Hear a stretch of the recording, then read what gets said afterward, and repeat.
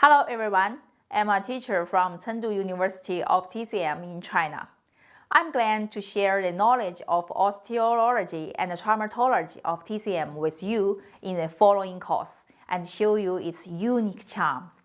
First of all, I would like to introduce the main contents and features of this course. Orthopedics and traumatology of TCM is a subject based on the theory of traditional Chinese medicine, which studies and prevents injuries and disease of human skin and flesh, bones and tendons, qi and blood, accessory channels and collaterals, caused by trauma and other reasons. Orthopedics and traumatology of TCM divided disease into trauma and internal injury according to the injury site. Trauma can be divided into fracture, dislocation, and injury of muscle and tendon. Internal injury refers to the injury of the accessory and dysfunction of qi and blood, accessory meridians caused by violence. As we all know, traditional Chinese medicine has a long history of treating bone and joint injuries and diseases. As early as the 16th century BC, there were descriptions of fractures in inscription on bones or tortoise shell of the Song dynasty. Lin Daoren of the Tang dynasty has recorded the technique of open reduction, suture, and fixation, points out that if manual reduction is unsuccessful, open reduction, suture, and fixation can be applied, which is also consistent with the current treatment principle of orthopedics of biomedicine. In the Yuan dynasty, Wei Yilin created the method of suspension reduction to treat spinal fractures. This is at least 580 years earlier than the same method reported by Davis. The treatment principle of orthopedics and traumatology in traditional Chinese medicine is a combination of dynamic and static. The emphasis on bones and muscles, the internal and external treatment, doctor-patient cooperation.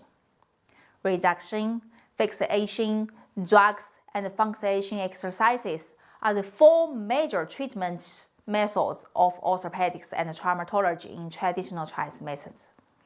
It can be seen that the development of orthopedic and traumatology therapy of traditional Chinese medicine has initially formed a treatment system with distinctive characteristics of traditional Chinese medicine. Compared with orthopedics of biomedicine, orthopedics of traditional Chinese medicine has the characteristics of simplicity, convenience, effectiveness, and cheapness, including manual reduction, small splitting fixation, three-stage syndrome differentiation, and treatment, which will be introduced in the course.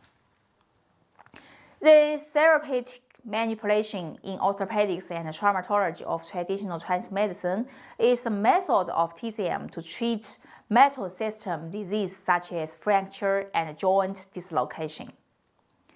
Orthopedic surgeons reduce fractures and dislocations by 8 bone setting methods and then use splints for external fixation.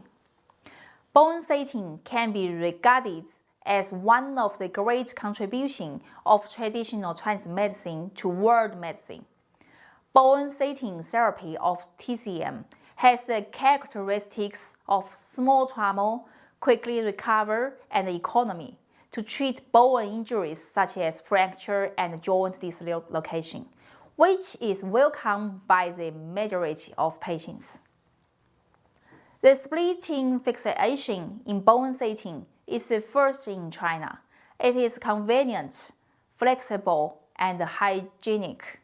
It can not only effectively fix the fracture and to avoid displacement, but also ensure good blood circulation in the injured part.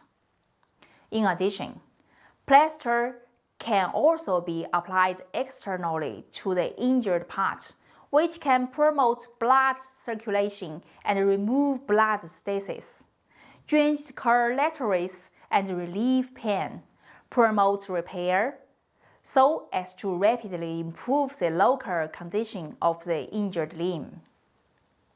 The treatment principle of orthopedics and traumatology in traditional Chinese medicine emphasizes both internal and external treatment, promoting blood circulation and remove blood stasis in the early stage, promoting bone healing in the middle stage, and nourishing the liver and kidney in the late stage. Swelling and pain are often seen after bone injury. This is the external reflection of qi and blood injury in the body, such as fracture. When the broken bones are connected and communicated, we should start with the function of qi and blood, and first achieve the purpose of blood circulation and painlessness. Therefore, it can be treated with prescriptions for tonifying qi and activating blood circulation, promoting qi and eliminating blood stasis, drenching collaterals and relieve pain.